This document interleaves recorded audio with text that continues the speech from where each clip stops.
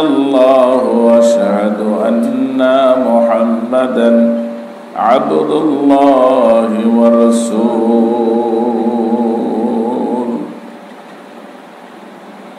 أرسله بالحق بشيرا ونذيرا وداعٍ إلى الله بإذنه وسراجا منيرا فقد قال الله تعالى في كلامه المجيد وفي فرقانه الحميد أعوذ بالله من الشيطان الرجيم بسم الله الرحمن الرحيم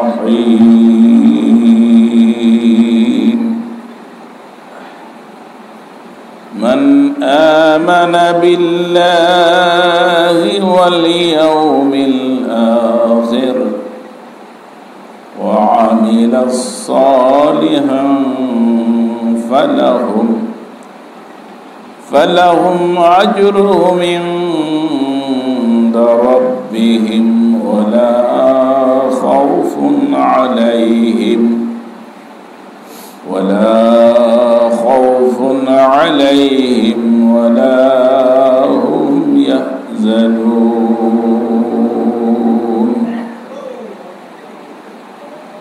قال النبي صلى الله عليه وسلم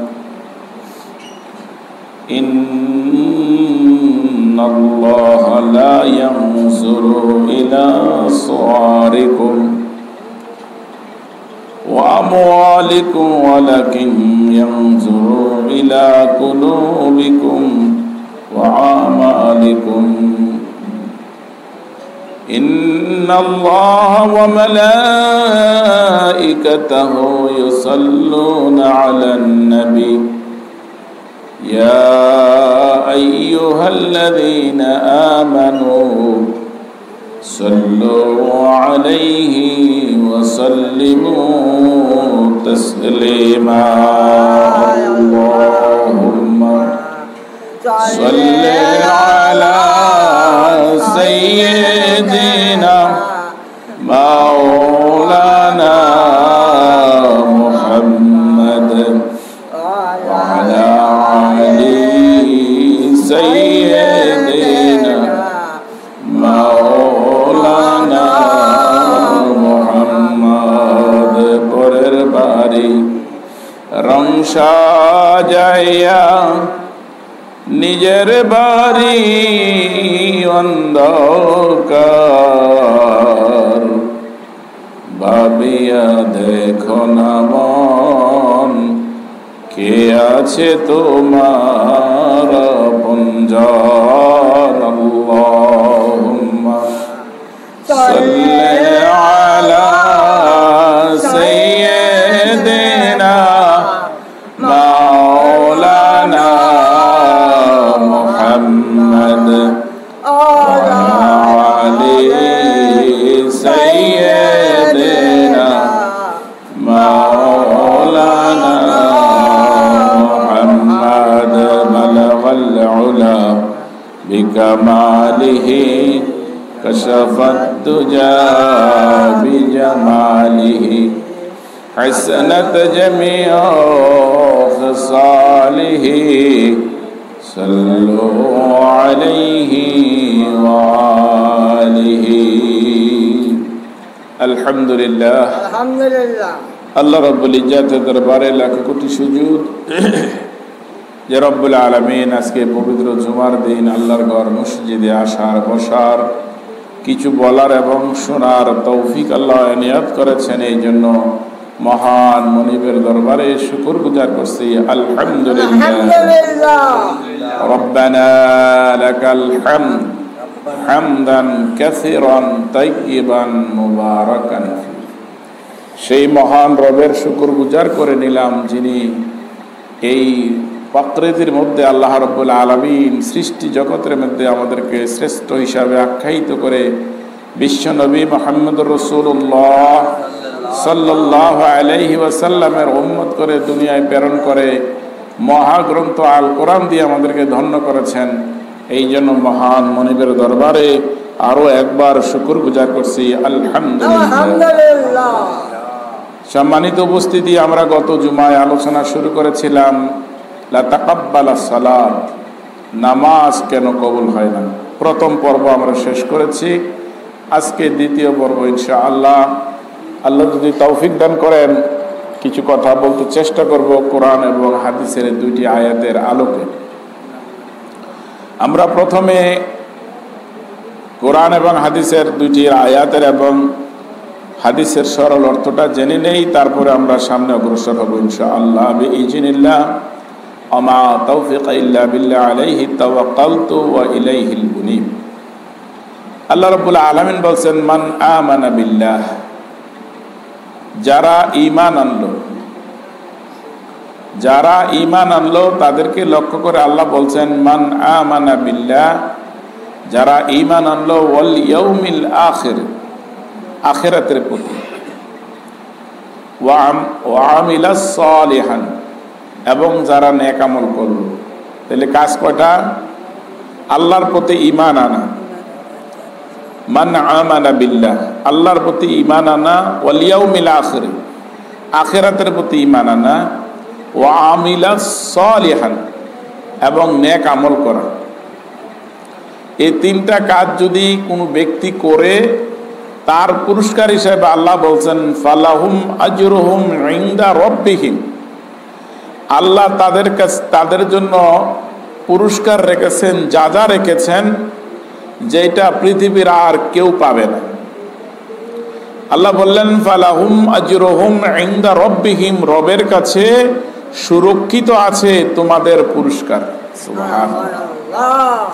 সেই পুরস্কারটা কি?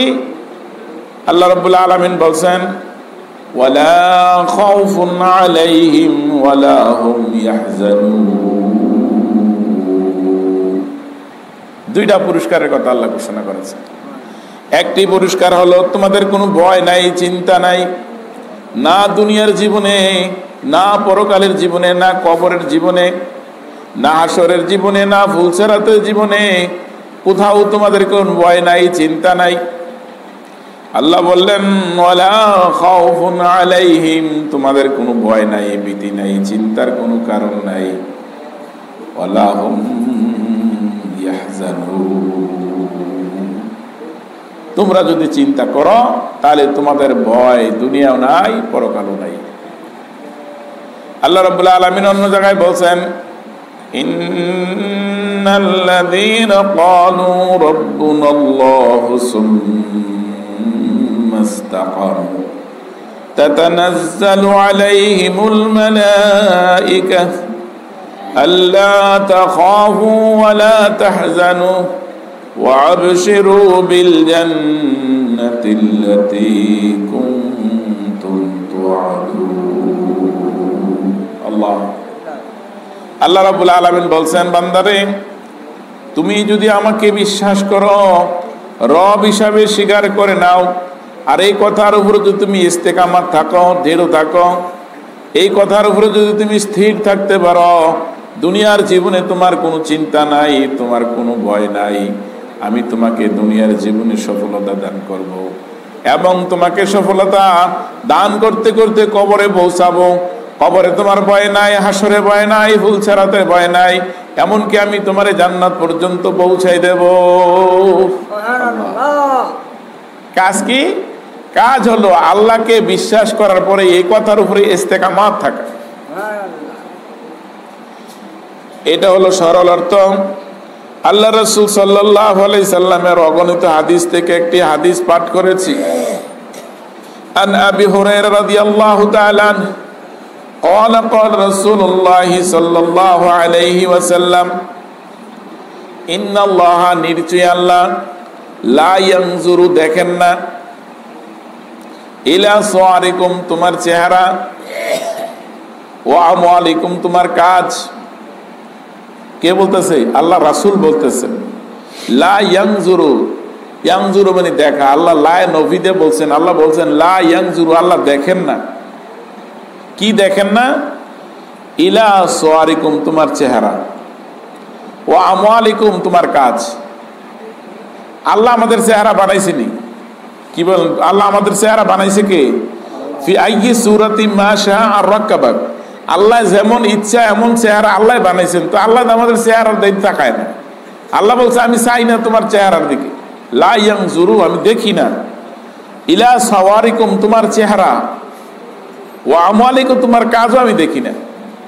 ওয়ালাকিন কিন্তু ইয়ানজুরু ইলা কুলুবিকুম ওয়া আমওয়ালিকুম, তোমার ধন সম্পদ আমি দেখি না, তোমার চেহারাও দেখি না। আমি দেখি কি?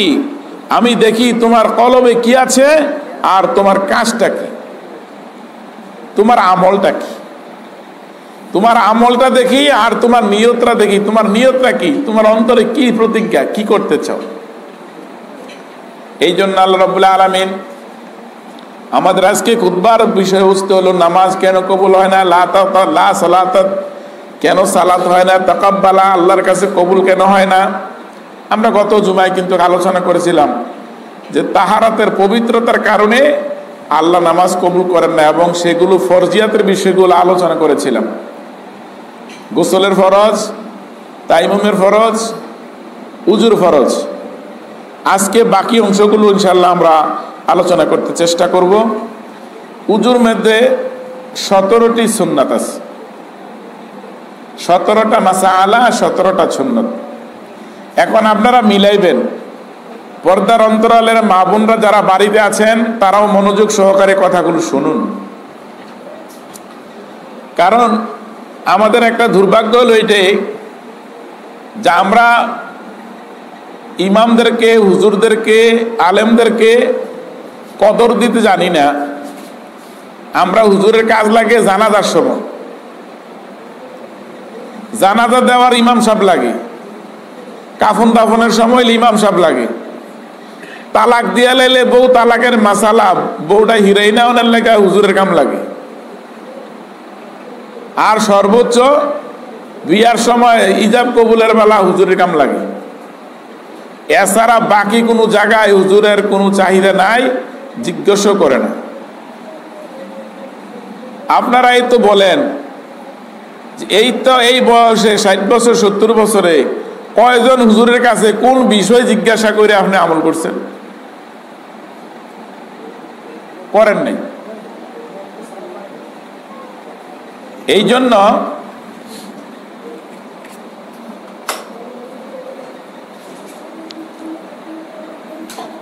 কি বন্ধ করলেন কা মোটর এরো আপনি ওই গেছেন কিতে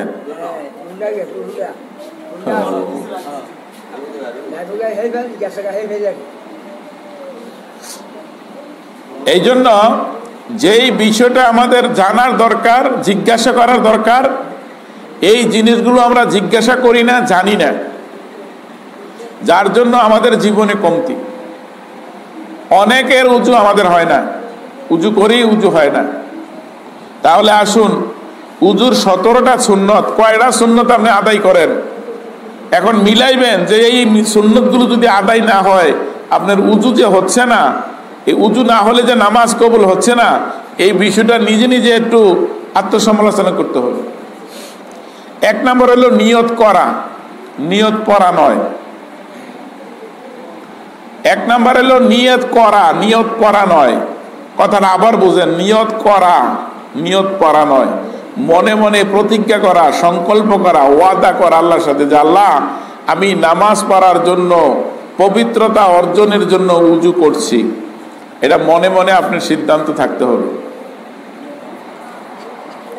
2 নাম্বার হলো বিসমিল্লাহ পড়ে উজু শুরু করা। এখন মিলাবেন যে আপনি নাউজুর আগে নিয়ত করেন কিনা এবং বিসমিল্লাহ পড়েন কিনা। 3 নাম্বার হলো 2 হাতের কবজি ভালো করে ধৌত করেন কিনা, 2 হাতের কবজি ভালো করে ধৌত করেন কিনা। 4 নাম্বার হলো মিসওয়াক করেন কিনা। এখন বলবেন যে হুজুর এই সময় মিসওয়াক ফায়াম কই, যদি মিসওয়াক সাথে না থাকে কমসে কম আঙ্গুল দিয়ে হলো মিসওয়াকের কাজটা চালাতে হবে।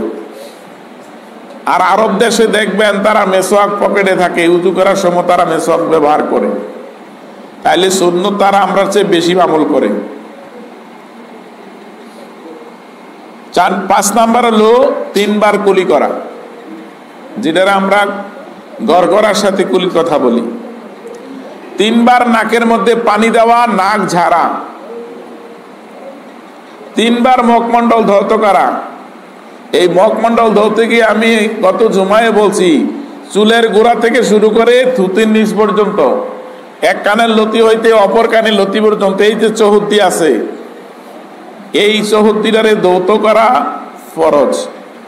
কিন্তু কালকে আমি এই দাঁড়াই দেখে এক মুসল্লি দেখলাম শুধু উপর দিয়ে পানি দিল, নিচে কিলাইল নাই, নিচে কোনো পানি দেওয়া হয় নাই। তো এমনি কেউ যদি 60 বছর 70 বছর নামাজ পড়েন, ইবাদত করেন, আল্লাহর কসম আপনার নামাজ আল্লাহর দরবারে কবুল হবে না। এই জন্য মুখমণ্ডলের মধ্যে দাড়িটা আছে যার, তার খুব সতর্কতা অবলম্বন করতে হবে। এই জন্য 3 বার নাকে পানি দেওয়ার পরে 3 বার মুখমণ্ডল ধৌত করলেন, দাড়ি খেলাল করতে হবে। 8 নম্বরে সুন্নত হলো দাড়ি খেলাল করা। 9 নাম্বার হলো 3 বার হাত ধৌত করা সুন্নত, 1 বার দোয়া ফরজ। মাথা মাসাহা করা, 2 পায়ের টাকনো সহ 3 বার ধৌত করা সুন্নাত, 1 বার দোয়া ফরজ। 2 হাত দিয়ে 2 পায়ের আঙ্গুল খেলাইল করা।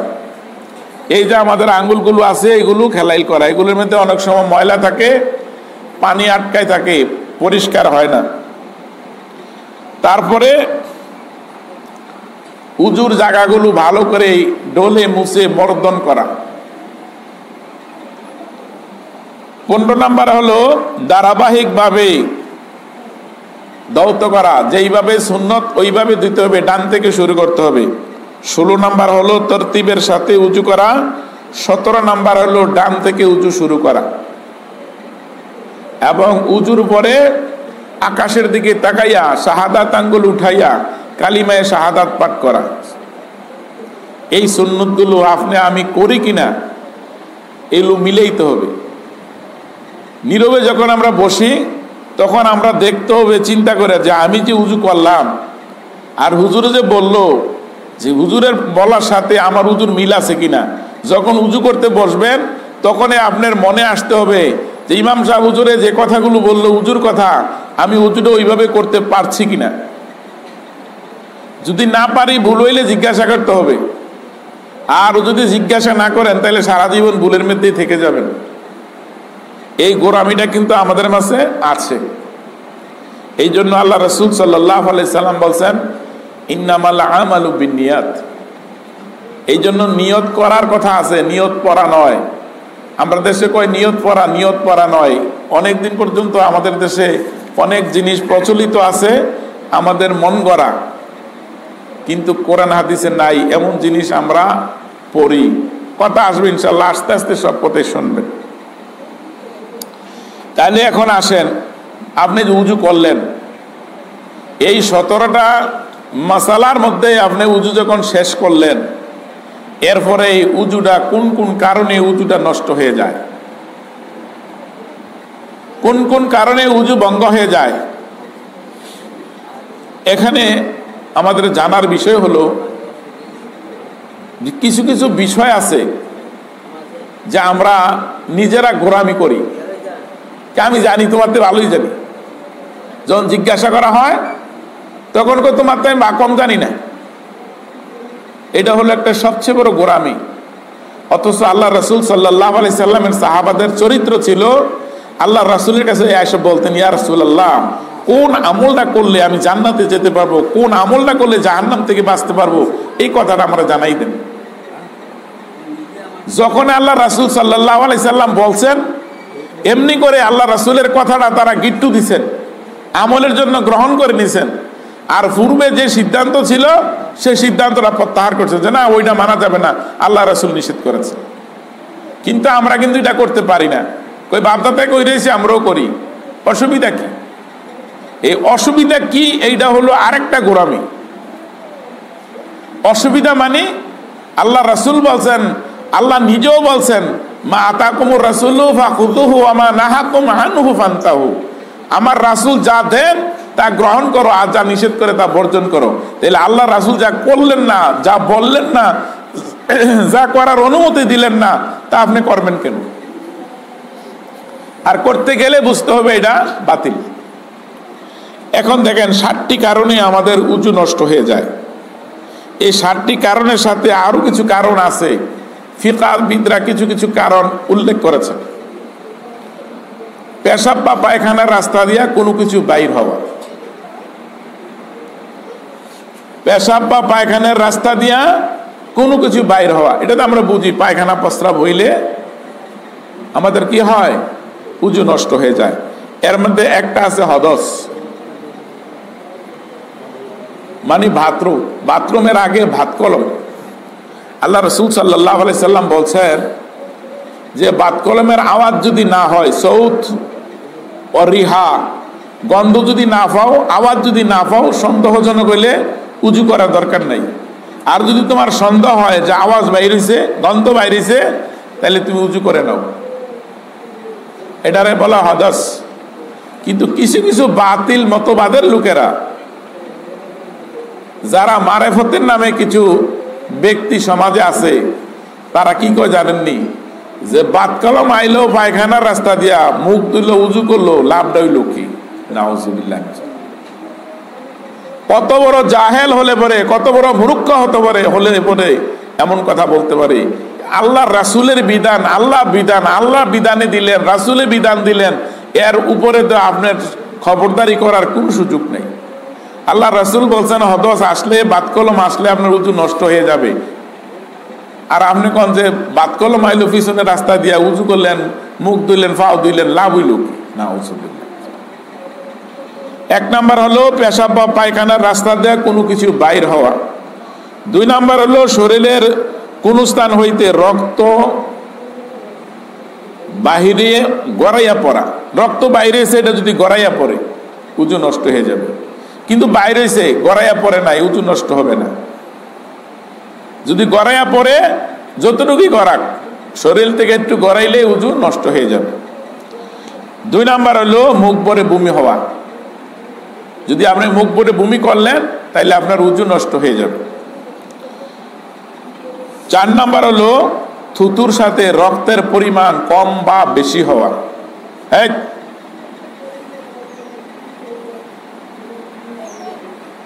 রক্তের পরিমাণ কম হওয়া অথবা বেশি হওয়া। যদি এই পরিমাণ রক্ত বা যে থুতু আছে, আমাদের থুতুর সাথে যদি রক্তের সমপরিমাণ বা বেশি হয়, তাহলে উযু নষ্ট হয়ে যাবে। কাত বা চিত হয়ে নিদ্রা যাওয়া। আমরা অনেক সময় এই ফালার লোকে ড্যাশ লাগাইয়া নাক টাইনা ঘুমাই। এরপরে যদি বলা হয় আপনার উযু ভেঙে গেছে, কয় না ঘুমাইছি না তো। না,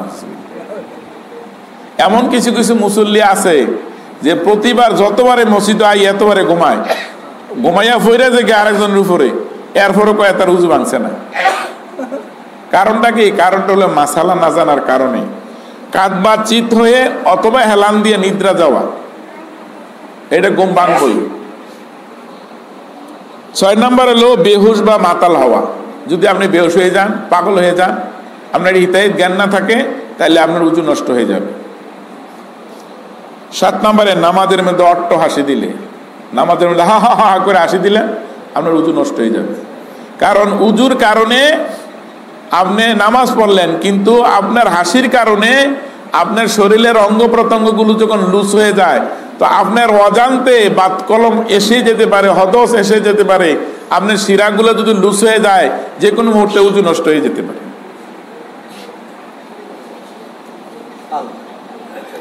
এর মধ্যে আরেকটা মাসালা, ইখতিলাফ মাসালা, যে ইচ্ছা করে যদি কেউ লজ্জাস্থানে স্পর্শ করে তার উযু নষ্ট হয়ে যায়, ইচ্ছা করে। এই কারণগুলো যদি আমাদের মধ্যে সংগঠিত হয়ে যায় তাহলে উযু নষ্ট হয়ে যাবে, আর উযু নষ্ট হয়ে গেলে পরে আপনার নামাজ কবুল হবে না। এই জন্য উযু করতে আমাদের খুব সাবধানতা অবলম্বন করতে হবে।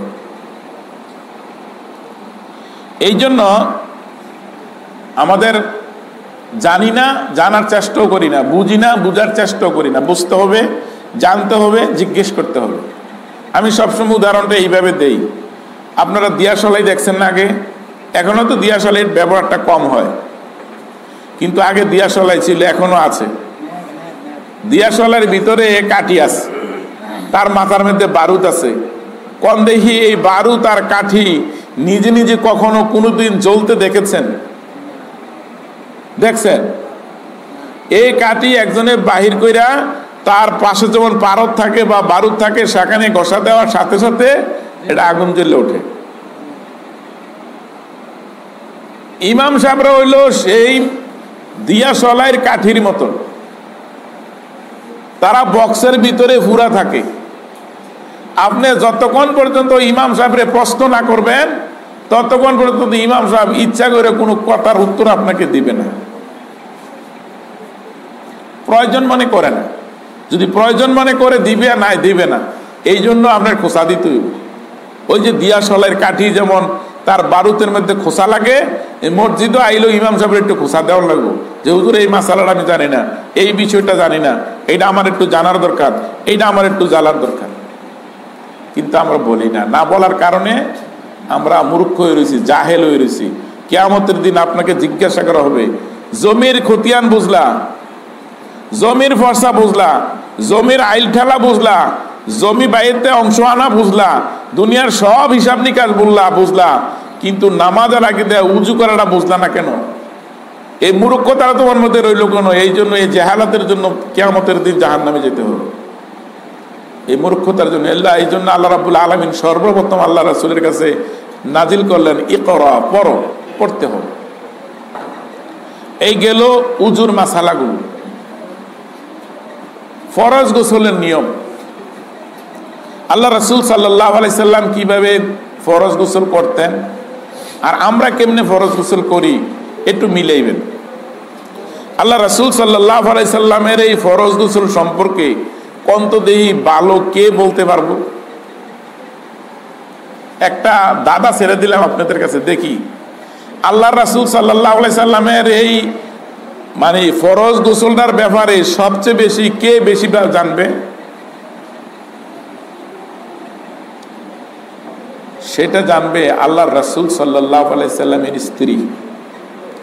আপনার ফরজ গোসল সম্পর্কে, আপনার স্ত্রীর ফরজ গোসল সম্পর্কে আপনি আপনার স্ত্রী ভালো জানে। আপনার সম্পর্কে আপনার স্ত্রী যতটুকু জানে পৃথিবীর আর কেউ ততটুকু জানে না। এই জন্য আল্লাহ রাসূল সাল্লাল্লাহু আলাইহি সাল্লামের স্ত্রী হযরতে আয়েশা রাদিয়াল্লাহু তাআলা আনহা বলছেন যে আল্লাহ রাসূল সাল্লাল্লাহু আলাইহি সাল্লাম যখন ফরজ গোসলের জন্য বাইর হইতেন, গোসল করা শুরু করতেন, তখন সর্বপ্রথম তিনি দুই হাতের কবজি পর্যন্ত আগে ভালো করে ধুয়ে নিতেন। প্রশ্ন করতেন, হুজুর কেন?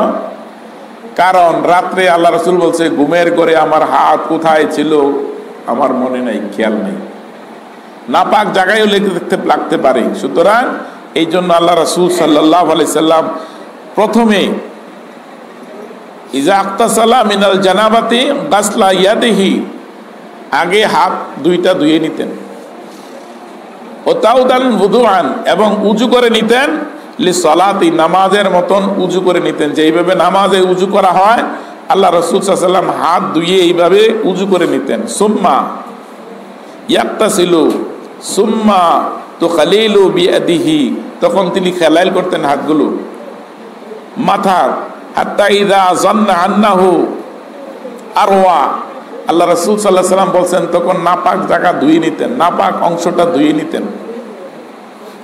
ইয়াশরালাহু আহফাদা আলাইহি, এবং মাথার উপরে তিনবার পানি দিয়া মাথাটা ভালো করে ধুইতেন। যখন আল্লাহ রাসূল সাল্লাম অনুভব করতেন যে তার মাথার চুলের গোড়াগুলো সবগুলো ভিজে গেছে, তখনই আল্লাহ রাসূল বলছেন সালাসাতান মাররান, তখন 3 বার তার মাথা ডান কাঁধে পানি দিতেন। সুম্মা গাসালা সাইরা জাসাদেন, তখন ভালো করে সমস্ত শরীরটা ধৌত করতেন। এই জন্য আমরা গোসলের ফরজ 3টা পেয়েছিলাম। গোসলের ফরজ কয়টা পাইছিলাম? 3টা। এই 3টা এই হাদিস থেকে গ্রহণ করা হয়েছে যে আল্লাহ রাসূল সাল্লাল্লাহু আলাইহি সাল্লাম এইভাবে নাপাকি গোসল করতেন, যেটাকে আমরা ফরজ গোসল বলি। এই ফরজ গোসলের মধ্যে কতগুলো সুন্নাত আছে। এর মধ্যে 1 নাম্বার হলো নিয়ত করা। আমি পবিত্রতা হওয়ার জন্য নিয়ত করলাম, আল্লাহ আমি পবিত্র হইতে চাই। 2 নাম্বারে বিসমিল্লাহ পড়া। 3 নাম্বারে 2 হাতের কবজি পর্যন্ত ধৌত করা। 4 নাম্বারে গোসলের পূর্বে নাপাকি ধৌত করা। 5 নাম্বারে লজ্জাস্থান ধৌত করা। 6 নাম্বারে উজু করা। 7 নাম্বারে সমস্ত শরীরে পানি ঢেলে 3 বার ধৌত করা। নাকের ভিতরে এবং নাভির ভিতরে পানি পৌঁছানো। অনেকে এটা করিয়ে না, বুঝিয়ে না। নাভিতে যে পানি পৌঁছাইতে হবে সেটা অনেকে জানিই না।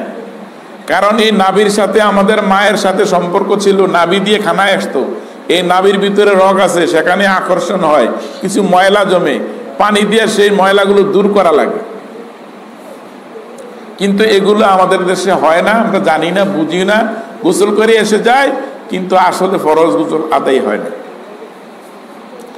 এরপরে আসেন, এই যে আমরা ফরজ গোসলের কথা বললাম, কয়টি কারণে গোসল ফরজ হয় এটা আমরা মোটামুটি অনেকে জানি। কিন্তু তারপরে অনেক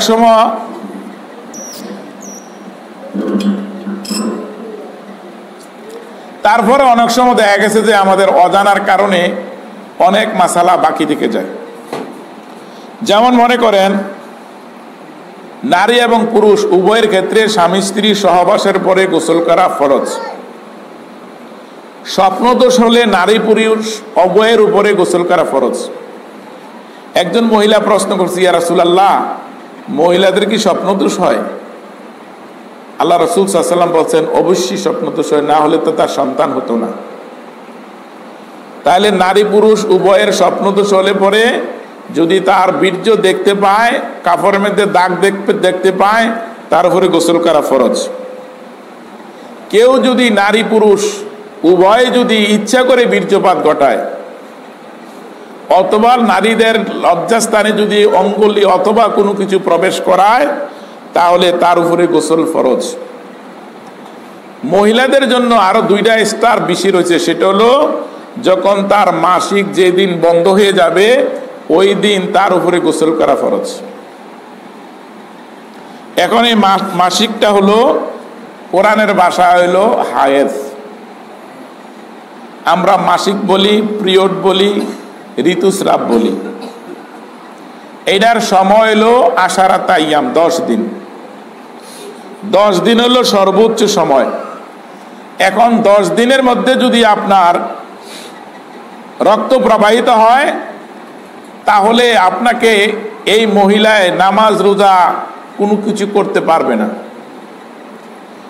রোজাগুলো যতটা রোজা ভাঙে এতটা রোজা পরবর্তী সময় রাখবে, আর নামাজটা কাজা করা লাগে না।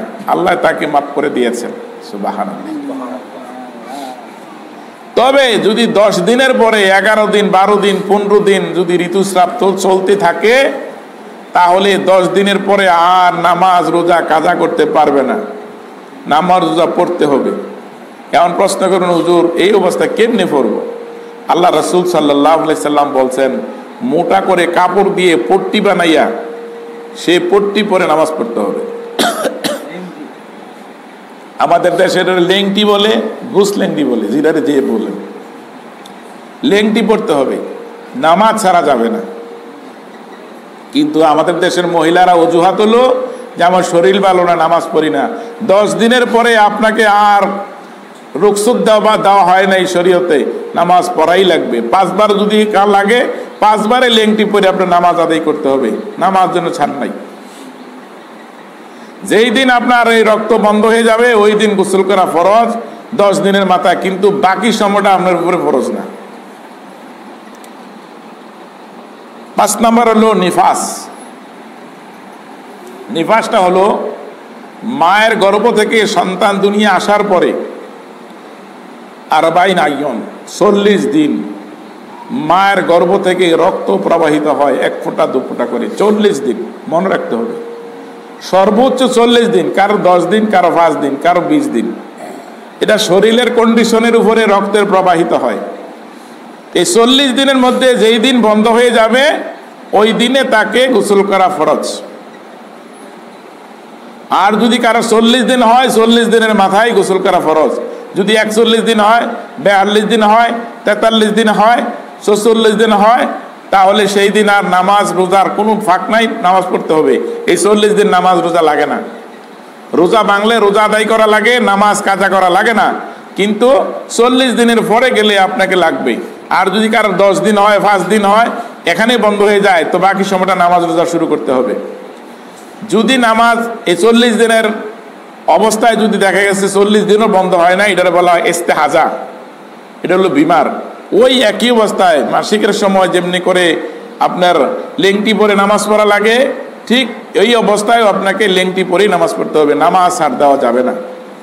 কিন্তু আমাদের মা বোনেরা অনেক সময় বুঝে না, মাসালা জানে না, যার জন্য আমার শরীর ভালো না, অসুস্থ, নামাজ ছেড়ে দিয়ে বসে থাকে যে কাপড় ভালো না, কাপড় ভালো না, পাল্টাইলেও লেংটি পরো, ওই নতুন করে একটা কাপড় পরে নামাজ পড়ো, তারপরও নামাজ ছাড়া যাবে না। এরপরে আল্লাহ রাব্বুল আলামিন এই অবস্থায় সূরা বাকারার 222 নম্বর আয়াতে বলছেন যে হে আল্লাহ রাসূলকে বলছেন যে লোকে তোমাকে হায়ের সম্পর্কে জিজ্ঞেস করে, তুমি বলো এইটা হলো একটা অপবিত্র বস্তু। এই হায়েরটা হলো একটা অপবিত্র বস্তু, তার কাছে গমন করো না, স্ত্রী সহবাসের কাছে যেও না যতক্ষণ পর্যন্ত তারা পবিত্রতা অর্জন না করে। তাইলে বোঝা গেল কি, আপনার হালাল স্ত্রী যখন মাসিক হয়, নিফাস হয়, এই অবস্থায় স্বামী স্ত্রী সহবাস করা হারাম, সুতরাং তার কাছে গমন করা যাবে না। এই জন্য এই মাসালাগুলো আমাদের জানা বুঝার অত্যন্ত জরুরি দরকার।